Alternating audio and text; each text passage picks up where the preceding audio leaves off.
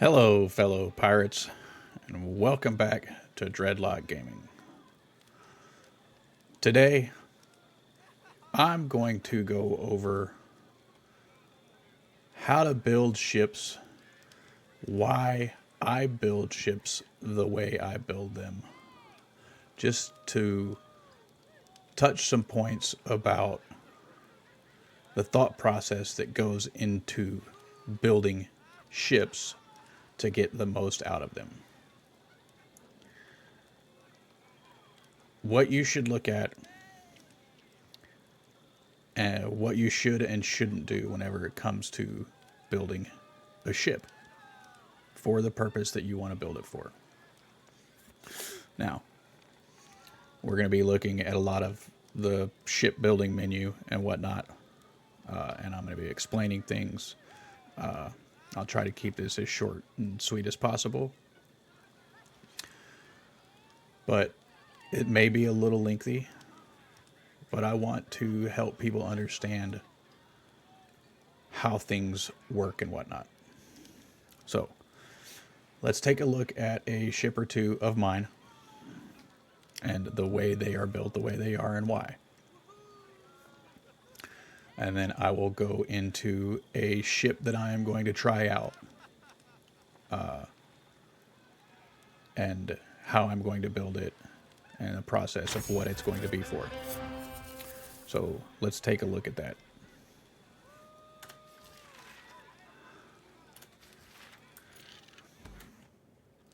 All right. So here we have my PvP Badar. This ship is a status effect build. It is built to put as many debuffs and status effects on a player as possible, and at the same time put damage out as fast as possible. Now, let's look at this. We have the Badar,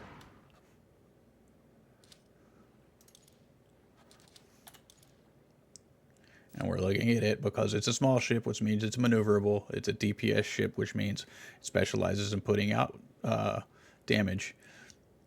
We have the Lancer buff, which can apply, along with the Jousting buff, which can apply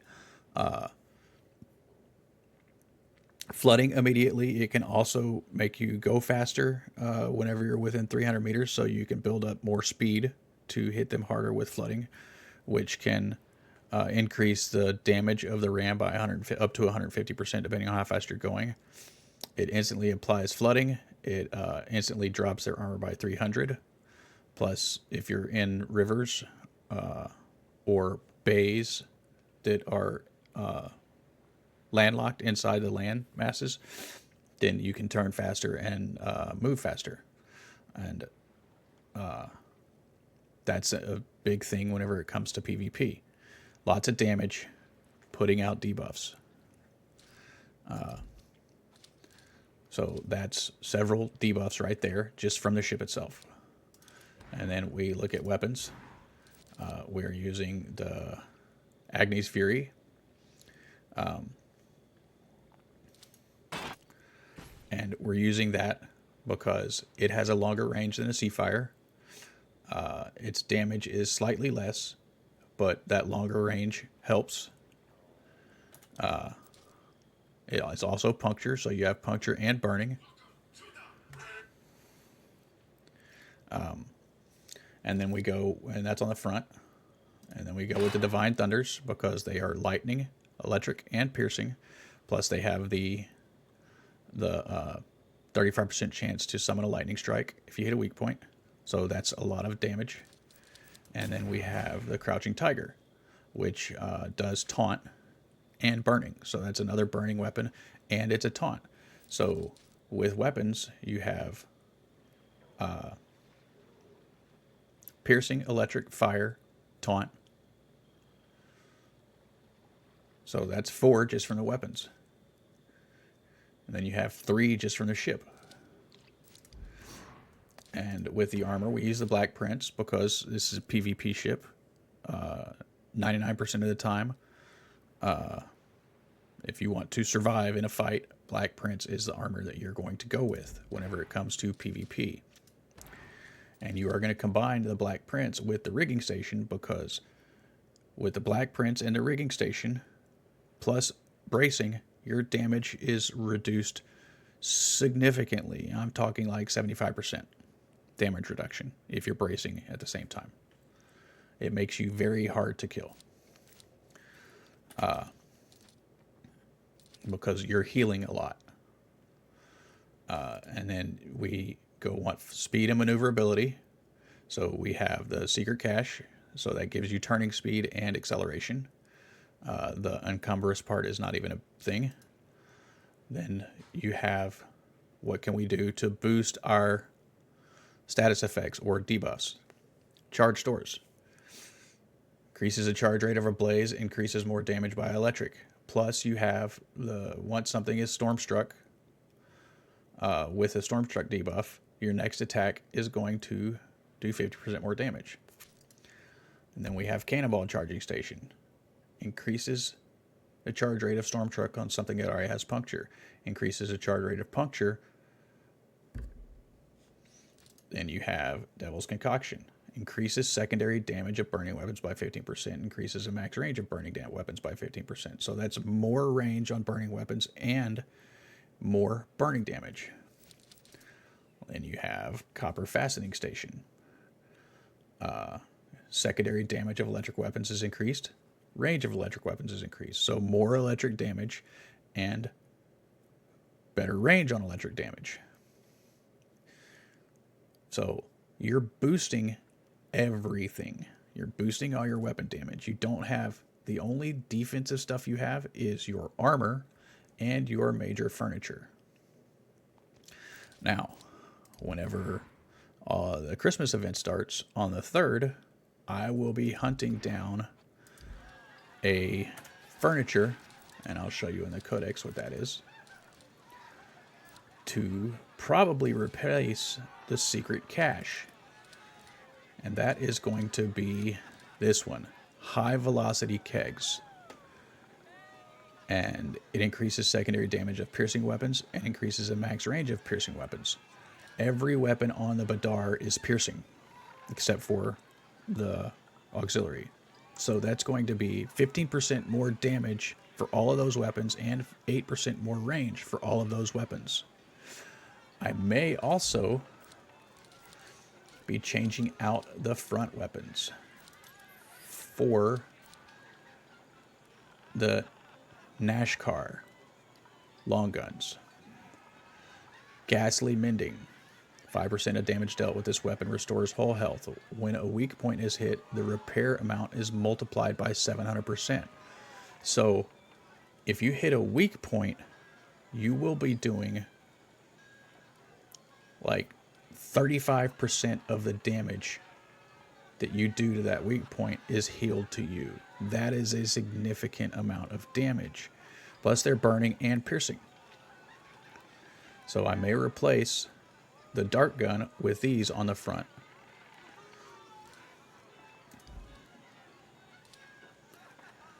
And those are two things that I will more than likely be changing on the Badar whenever the Christmas stuff comes out.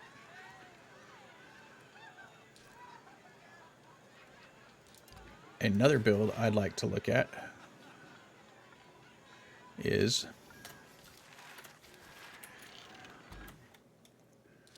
let's go and look at one of my old builds.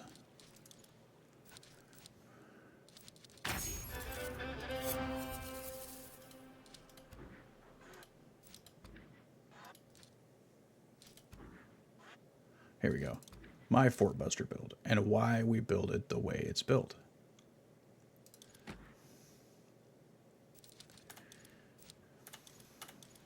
Okay.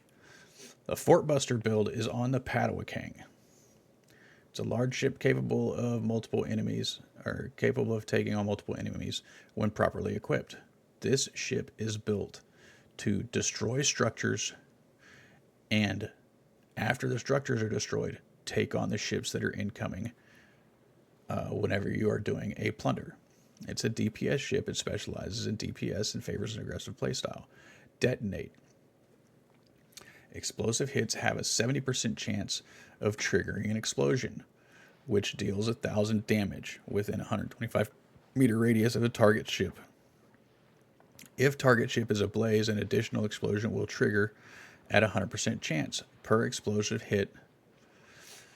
Increases damage to structures by 50% and weapon damage radius by 12%. So you're getting 50% more structure damage, 12% bigger radius of that. And then you have siege.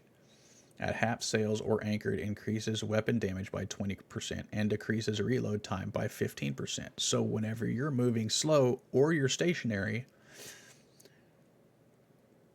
your explosive weapon damage is increased by 20% and your explosive reload is decreased by 15%. So more damage, faster reload. That's the reason we use that. Now, the armor we use, Buccaneers Oath. You create a structure, it works the same way.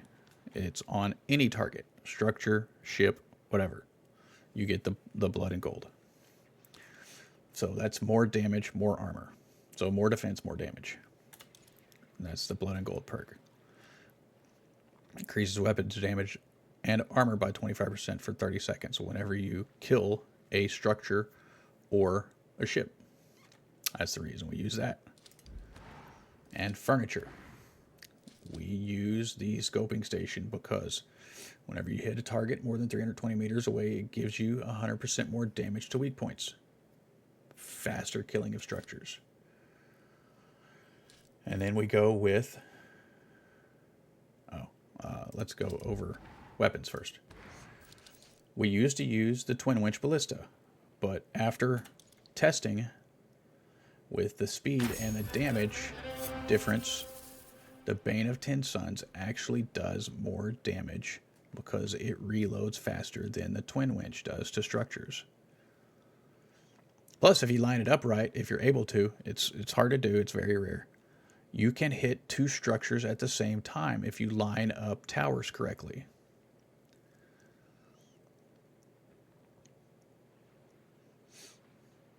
So you get Unrelenting Drilling, Long Draw, Piercing 3.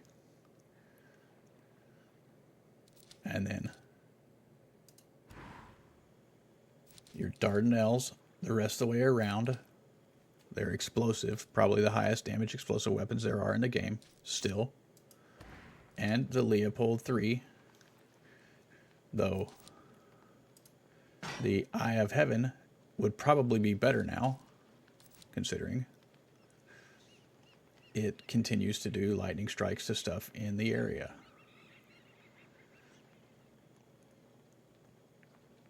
Every target hit causes a lightning arc.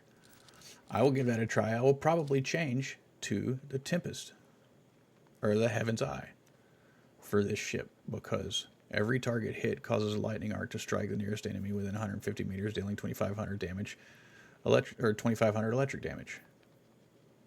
This thing seems to continue to strike for several seconds after it lands. So Heaven's Eye, or Eye of Heaven, would probably be a good replacement for the old Leopold 3 on the Fort Buster build. Now, let's go back to the furniture. We've already talked about the scoping station. And more damage to your front ballista, so that's more damage to structures. Front powder kegs, more damage to the front ballista, that's more damage to structures. Vat of volatiles, 15% more structure damage. Then we have Fatana Station. Even though we're not using rockets, we're looking for that structure damage. Increased damage to structures by 12%. Now, you could say, well, what about Kinkle's Laboratory? And I'm not sure I have one.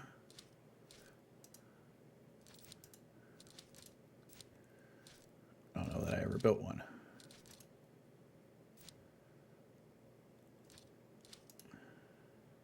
But Kinkle's Laboratory only had 5% structure damage, or maybe 8% instead of the 12. And we were looking for the more structure damage. I don't know that I have a Kinkle's Laboratory, but you're looking for that structure damage, so the Fatana Station is actually better. And then for some extra damage with our ship-killing weapons, the Dardanelles, we go with Bombard Minosaur. Plus, it gives structure damage. So bombard damage by 10%, structure damage by 8%.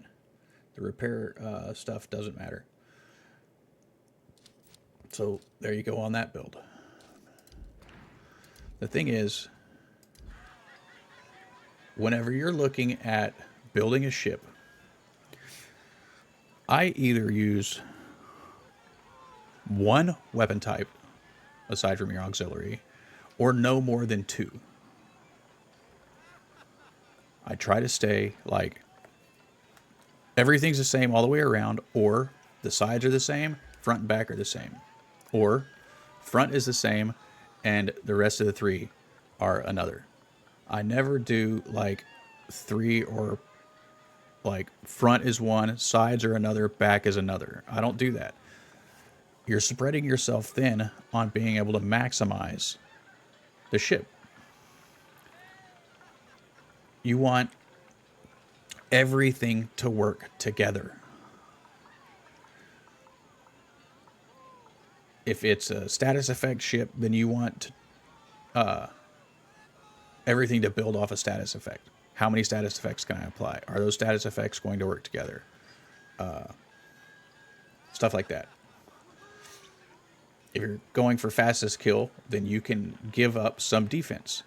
If you're going for a slower kill, but extremely long survivability, then you can a little bit of damage furnitures and more defensive furnitures.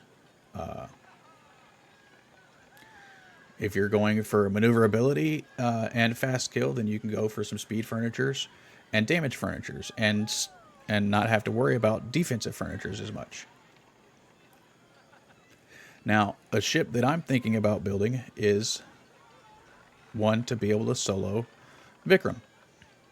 I've seen a few builds out there, and I have an idea for my own. I'm not going to go over it completely because I want to test it out first before I fully put it out there. But the ship that I'm looking at using is the Bark. And I got to find mine. That's not it. That's not it. There it is. Now I'm thinking about using the Bark. And I'm thinking about going Lepicaries all the way around. And probably the Blightkeeper for the shield. And the armor, I'd be going with the new one.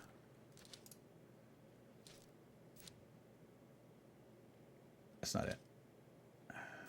Actually, that is it. No, that's not it.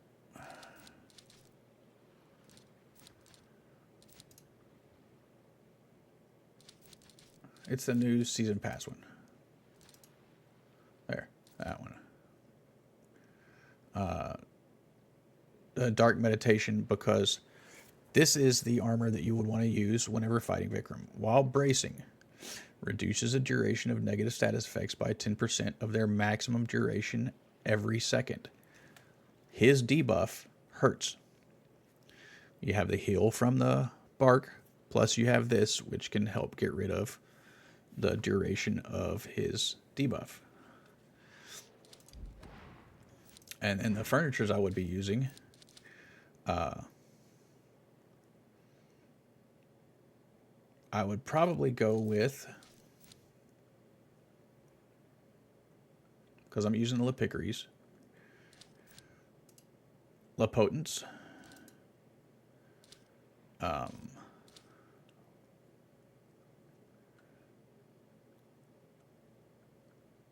not the medicine cabinet, but the, where is it? Use the potents for the 10% weak points. Then you would have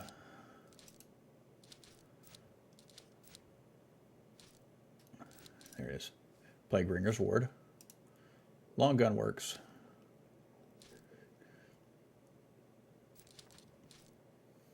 The major furniture would more than likely be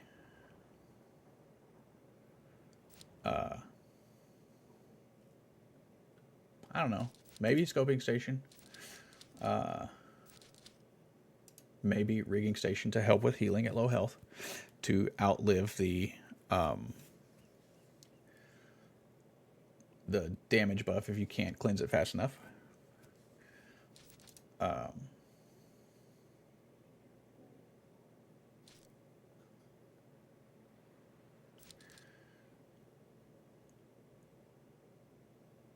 And from there, I'm not sure what else.